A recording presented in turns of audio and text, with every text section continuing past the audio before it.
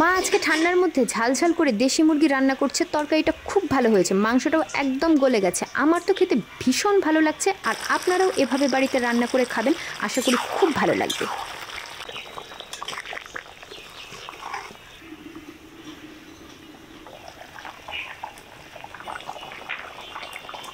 মাংসগুলো বেশ গলে গেছে, এবার ঝোলের জন্য অল্প জল দেবো। আজকে মাংসটা একদম মাখা মাখা করে রান্না করবো।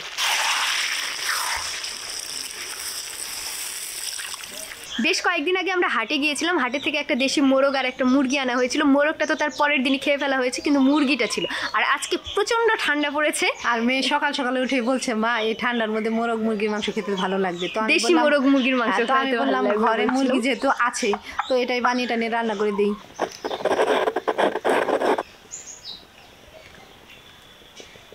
লোমগুলো ফেলে পুরে পরিষ্কার করে ধুয়ে নিয়েছি। আমি তো কাপড় কাচার সাবান দিয়ে ওই যে কচ ব্যাগ দিয়ে ঘষে ঘষে ধুয়েছি। কেউ চাইলে এখানে হলুদ দিয়েও ধুয়ে নিতে পারো। এবার এটা থেকে আমি চামড়াটা আলাদা করে দেবো, কারণ অনেকেই আছে যে চামড়া সহ মুরগির পিস খেতে চায় না। আবার চামড়া ছাড়া এই দেশি মুরগি রান্না করলেও তেলা তেলা হয় না মাংসটা। একদম এই যে কেমন হলুদ হলুদ তেল হয়ে গেছে। পুরো চামড়াটাই তুলে দিবা? পুরো চামড়াটা তুলে তরকারির মধ্যে আবার দিয়ে দিব।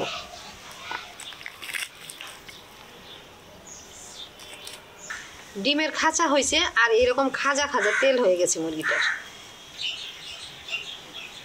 মুরগির দোকান থেকে যখন আমি মুরগি কিনতে যাই, কাটিয়ে আনি, তখন আমি এই দেখি মুরগিওয়ালারা কি করে, এই গিলাটা একবারে ফাটিয়ে ফেলে। আমি বলি কি এইভাবে কেন ফাটাও? এই যে এভাবেই তো গিলার ময়লাটা পরিষ্কার করা যায়। এই যে গিলাটা একদম ছোট ছোট করে কেটে নিলাম।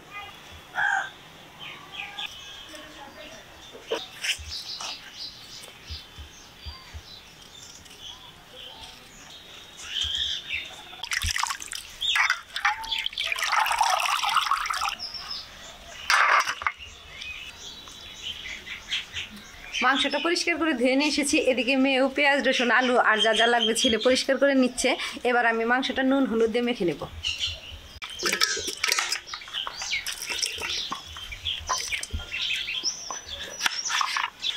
দিলাম লবণ, হলুদ গুঁড়ো, এবার নিলাম অল্প লঙ্কার গুঁড়ো। এবার হাতে সর্ষের তেল নিয়ে ভালোভাবে মেখে নেব।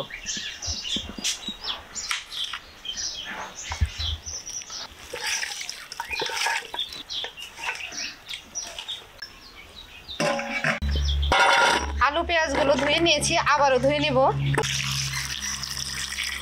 পেঁয়াজগুলো আমি এটার মধ্যে নিয়ে কেটে নেব। কয়েকটা শুকনা লঙ্কা জলের মধ্যে ভিজিয়ে দিলাম।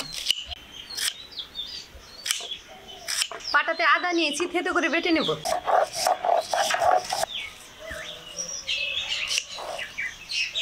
পেঁয়াজ রসুন আদার সাথে বেটে নেব।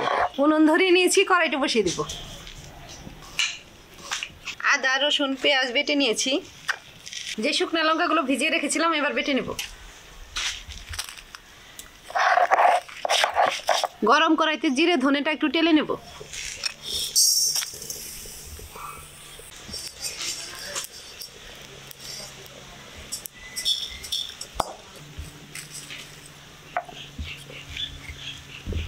কড়াইতে দিলাম সর্ষের তেল, নুন হলুদ দিয়ে যে আলুগুলো মেখে রেখেছি এবার ভেজে নেব।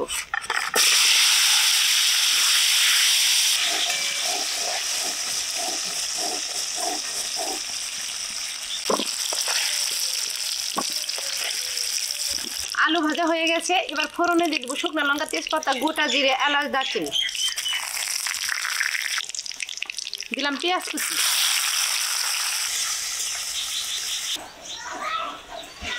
পেঁয়াজগুলো লাল লাল করে ভেজে নিয়েছি। এবার আদা রসুন পেঁয়াজ বাটা দিয়ে দিলাম। দিলাম জিরে ধনে লঙ্কা বাটা, অল্প জল,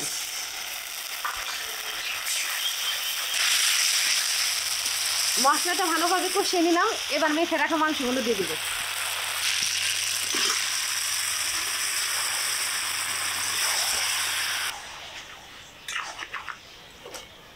ঢাকা দিয়ে দিলাম।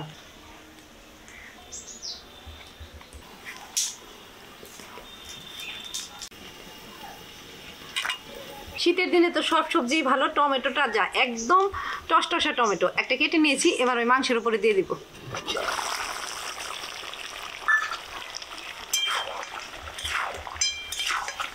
আমার ঠাকুমাকে দেখেছি যখন এই রসুন ক্ষেত থেকে তোলা হতো এই রসুনের পাতা দিয়েই, মানে যে যে তরকারি রান্নাতে রসুন দেওয়া হতো সেখানে এই রসুনের পাতাই দিত। আমিও কালকে বাজার থেকে রসুনের পাতা দেখে কিনে নিয়ে এসেছি, আর আজকে এটা দিয়ে আমি মুরগির মাংস রান্না করব।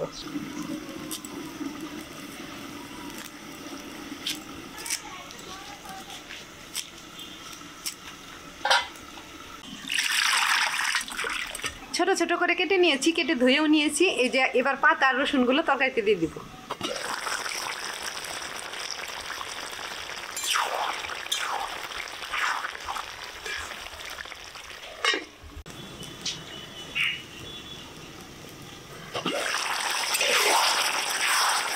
মশলা ধোয়া জলও দিয়েছিলাম আর টমেটো থেকেও জল ছেড়ে দিয়েছে, একদম মাংসগুলো সেদ্ধ হয়ে গেছে। এবার ভেজে রাখা আলু দিয়ে দিব।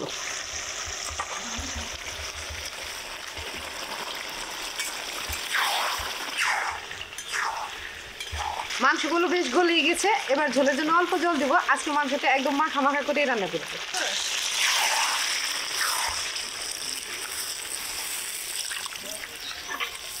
আবারও ঢাকা দিয়ে দিলাম।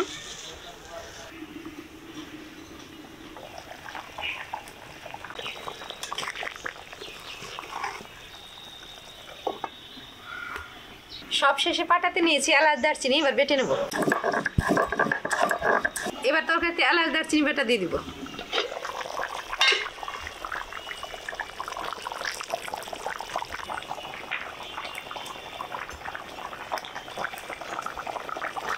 রান্না হয়ে গেছে, এবার গামলাতে ঢেলে দেবো।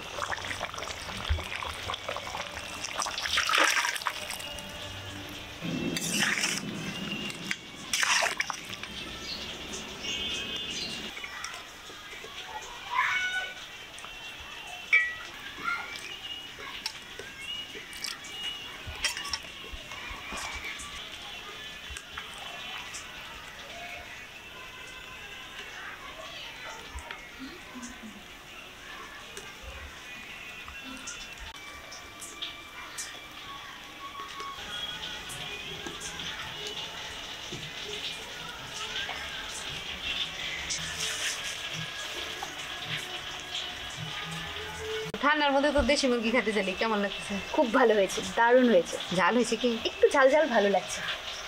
তো বন্ধুরা, এই ছিল আজকে রান্না বান্না। আশা করি তোমাদের ভালো লেগেছে। তোমরা চ্যানেলটা ইউটিউব থেকে অর্চা কুকিং সাবস্ক্রাইব করো, ফেসবুক থেকে ফলো করো, লাইক করো, আর প্লিজ ভিডিওটা শেয়ার করে আমার পাশে থেকো।